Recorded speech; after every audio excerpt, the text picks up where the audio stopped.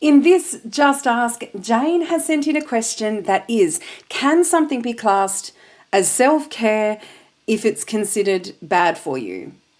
So first off, I guess defining what self-care is what I'm going to dive into first in this video.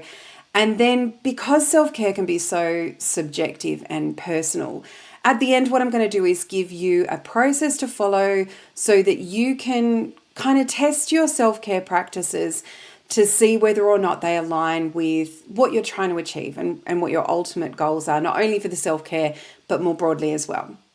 Before I get started into what self-care is, I wanted to throw a caveat in here, and that is that not everything that you do needs to be self-care or considered to be self-care. There are plenty of other reasons why you should get out there and do stuff in your life.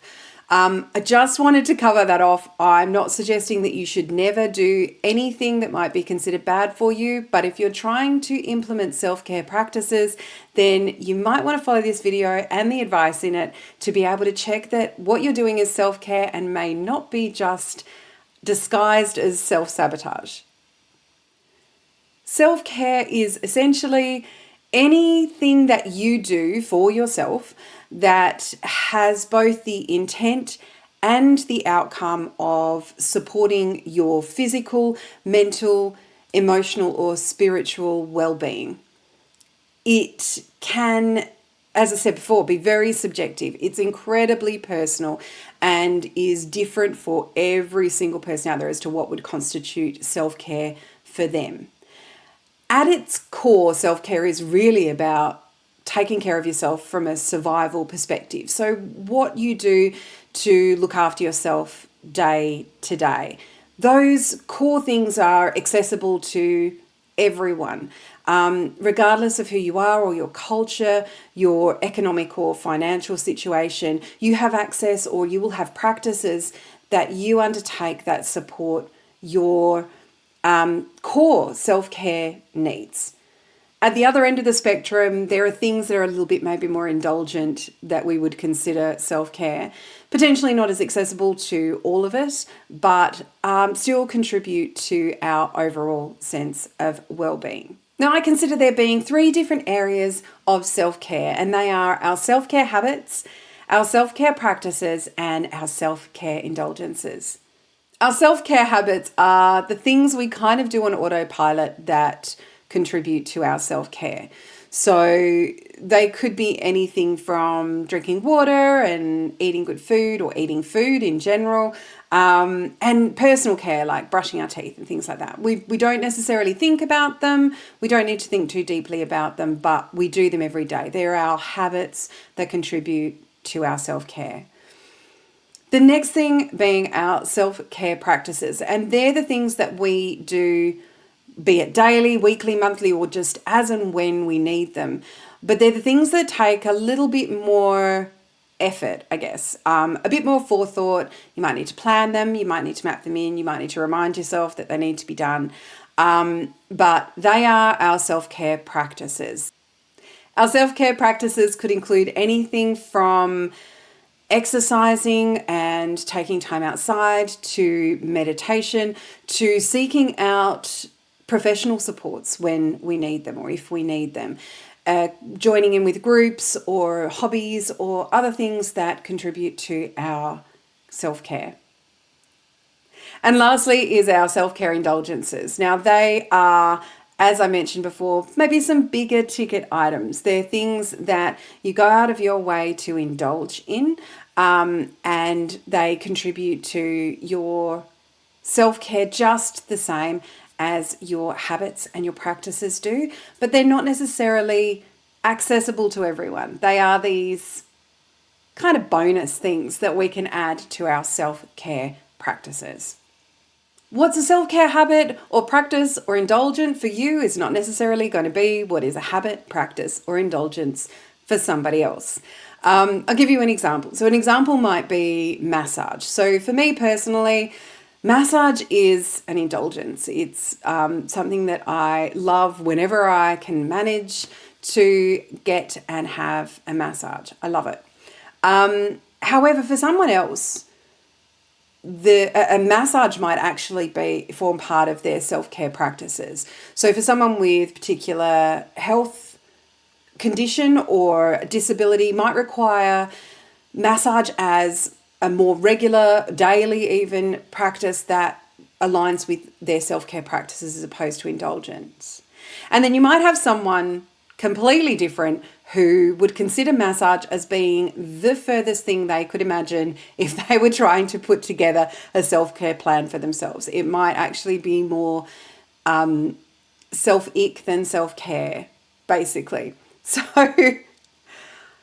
you can see how different people will have different things that will create this big picture of what self-care means to them, and that will be very individual, very subjective.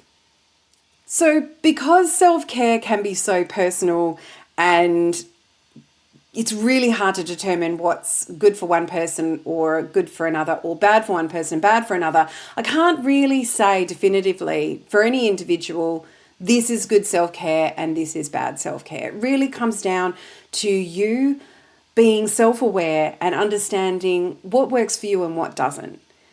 So with that in mind, and with self-awareness being, I guess, central to this process, I'm going to give you a little run through for something that you can do when you're considering self-care practices that you might already have, or if you're considering implementing self-care but you're not quite sure whether or not it hits the mark.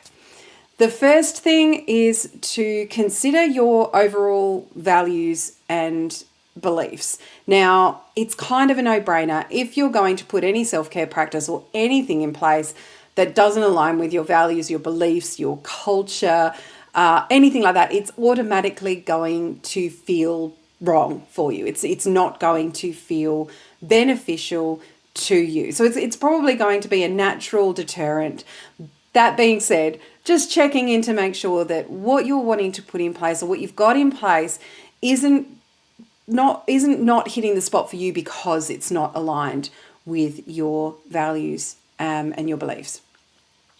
The next thing is your goals. Now, this could be your lifestyle goals. It could be long or short-term goals. But checking in to see whether or not your self-care practices, they don't need to align with it, so they don't need to contribute to you getting there, but they don't want to go against it. So checking in with what your long and short-term goals are and test checking your self-care practices against that to go, doesn't have to get me closer, but I certainly don't want it to either halt my progress or take me back any steps. You don't want it to work against you. So considering that as step number 2. And the last thing is to consider what your self-care goals are. So what is it that you're wanting to get out of this particular practice? What do you want from it? Is it joy? Is it pleasure? Is it comfort? Is it, what is it? What are you hoping to get out of it? Is the idea that it's going to be something that you're wanting to implement daily, weekly, monthly, just as and when, or as a special indulgent treat every now and again to support your self-care? So considering what it is you want to get out of, what it is you want to get out of it, and then also how it's going to look in the end. Like, what does this actually mean? And then really considering whether or not this practice is actually going to give you the outcome that you're hoping for. And really just being curious and reflecting on whether or not you think that this particular practice you're considering is going to be the right thing for you. And if the answer is yes, then go for it. Put it into your self-care practice regime and enjoy it, get into it, and reap the benefits of the self-care practice that you've determined aligns with what you want and the self-care outcome that you're hoping for. But if it's not, then really it's about reconsidering whether or not that's self-care, whether or not you're just going to do it regardless.